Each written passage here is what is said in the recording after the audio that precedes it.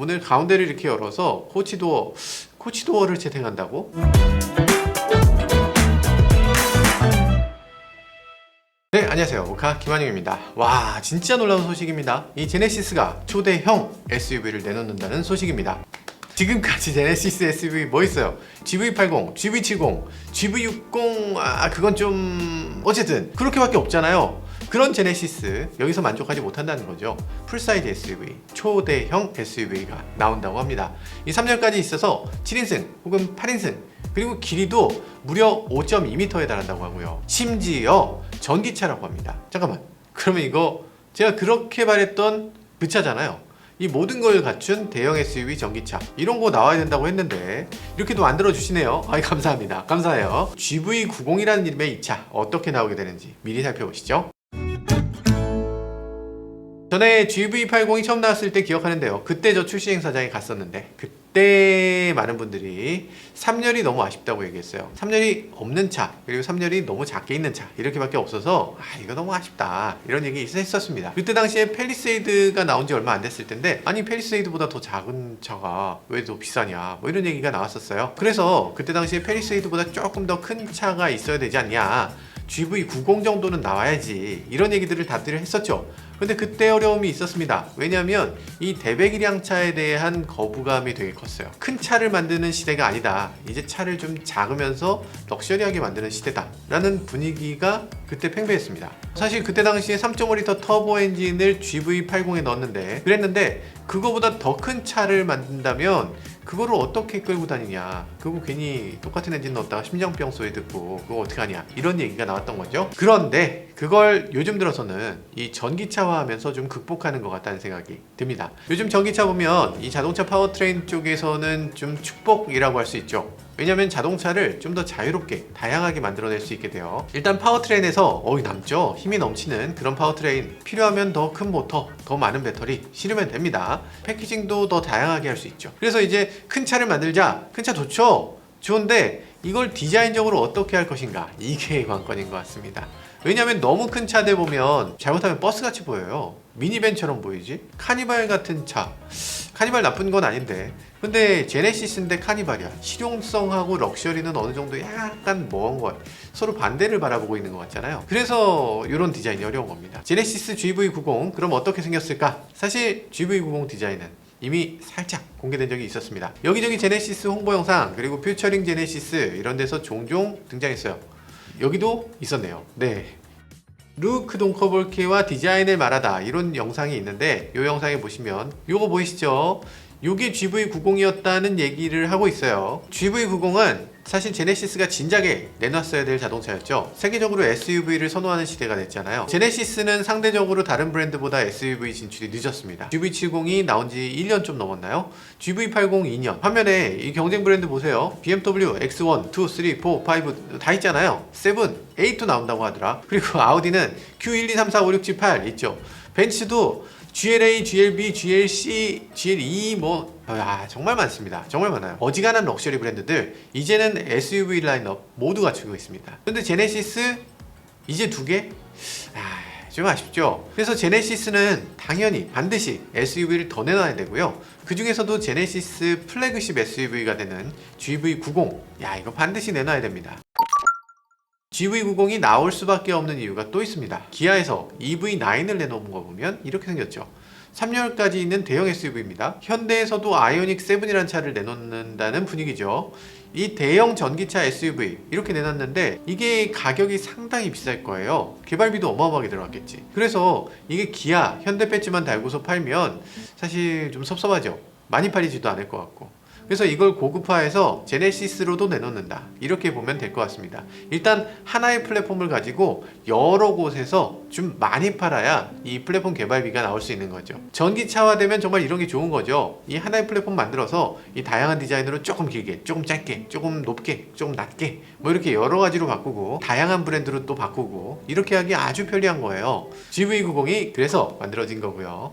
잘 나올 수 있을 것 같다는 생각이 듭니다. 자, 그럼 제네시스 GV90 어떤 식으로 나오는지 살짝 더 살펴보면요. 일단 코드 네임은 JG1이라고 합니다. J는 제네시스 SUV를 뜻하는 거고요. G는 대형 SUV급이다 라고 해서 G입니다. 근데 아직 전체 디자인이 다 나온 건 아니고요. 지금 테스트 뮬이 돌아다니는 게 포착됐습니다. 테스트 뮬이 뭐냐고? 시험 주행 차량 이러면 대충 차잖아요. 차니까 어느 정도 좀 개발이 돼서 좀 외관에 보면 뭔가 좀 디자인을 알아. 그래서 위장막을 씌우는 거죠. 테스트 뮬은 그거보다 좀 더 이전 단계입니다. 외관을 살펴보는 게 아니라 그 차의 파워트레인이라든지 서스펜션이라든지 그런 아주 기본적인 것들, 차가 굴러는 가냐? 이런 상태로 만들어지는 게 테스트 뮬이에요. 왜냐면 껍데기가 아직 안 만들어졌으니까. 그럼 뮬은 뭐냐? 이런 얘기 하시죠. 뮬은 노새죠, 노새. 번역하면 노새예요. 왜 노새라고 하냐? 여기는 좀 슬픈 사연이 있는데 당나귀가 이 암말한테 네, 아무튼 그렇게 해서 나온 새끼가 노새죠. 그래서 새끼가 나온다. 그러면 얘는 같은 종이네? 아닙니다. 같은 종이 아니죠. 교배되는 경우는 은근히 많아요. 뭐 호랑이, 사자 이렇게 교배되잖아요. 라이거 나오죠. 그러면 그 새끼가 또다시 새끼를 낳을 수 있는가? 못 낳죠. 못 낳죠. 그 새끼가 또다시 새끼를 낳을 수 있어야 같은 종이라고 하는 거예요. 그렇기 때문에 이 말 당나귀는 서로 종이 다르다고 하는 겁니다. 그래서 이 테스트카는 사실 이 껍데기 그리고 셰시 이게 완전히 잡종으로 만들어지죠. 그냥 잡종을 그냥 결합시킨 거야. 이 형태가 이대로 양산으로 이어지지가 않잖아요. 그래서 이거를 노새, 뮬이라고 부르는 겁니다. 딱 알맞는 표현이죠. 자, 여튼 이 테스트 뮬 사진 보면요. 펠리세이드 차체를 쓰고 있죠. 펠리세이드인가 싶은데 자세히 보면 좀 달라요. 딱 봐도 좀 길잖아요. 여기 철판 같은 거 막 붙이기도 했고 뭐 좀 길어요. 당연히 휠 베이스가 길고 그러다 보니까 이 바퀴축이 막 엉뚱한 데 가서 붙어 있죠. 좀 이상합니다. 측면에서 봤을 때 2열 뒤에 쿼터 글래스도 보면은 이렇게 접합 부위가 좀 이상해요. 이 유리 길이가 이게 한계가 있습니다. 그러니까 차를 좀 늘렸을 때 철판은 어떻게든 이어 붙일 수 있는데 이 유리를 늘리는 건 안 되잖아요. 유리는 어쨌든 공장에서 찍어와야 되니까 아무 유리 가게 가서 유리 대충 잘라주세요 이렇게 할 수는 없잖아요. 그래서 유리 길이를 늘릴 수는 없어서 여기 철판이 이렇게 붙는 거예요. 보시면 훨씬 더 늘어난 거 아실 수 있겠죠.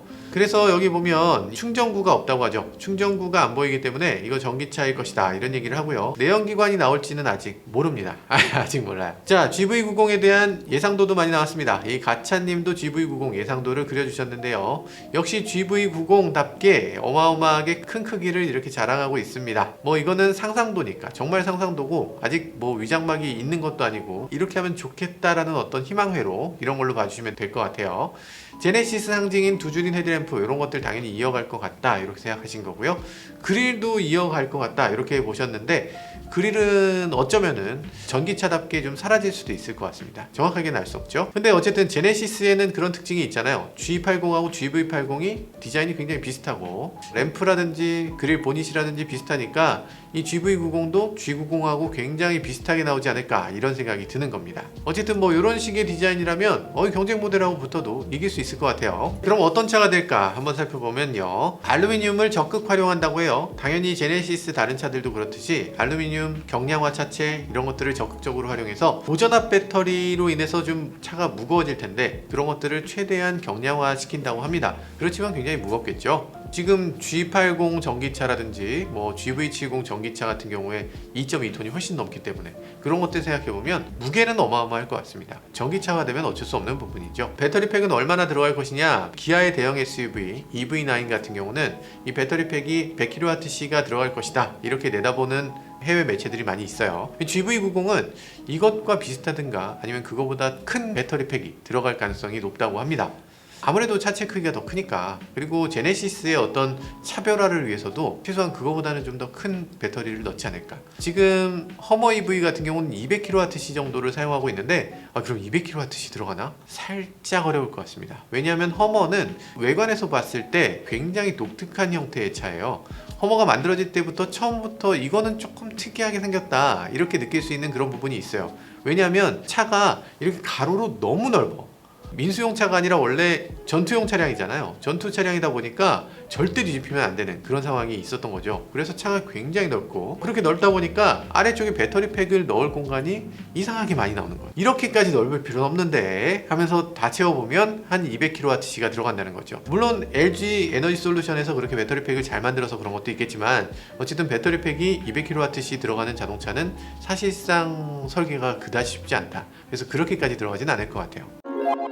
제네시스 GV90 특별한 게 몇 가지 더 있다고 합니다. 일단 3열 좌석까지 있는 거 당연하고요. 그리고 1열 시트를 이렇게 돌려서 180도를 돌릴 수 있을 거라고요. 180도를 돌려서 뒷좌석 승객하고 마주 볼 수 있게 만든다고 합니다. 진짜? 진짜 됩니까? 이게 말이 안 되는 얘기 같지만 EV9에도 이게 들어간다고 하거든요. 180도 스위블 시트가 콘셉트카에만 가능한 게 아니고 현실에서도 가능하다고 합니다.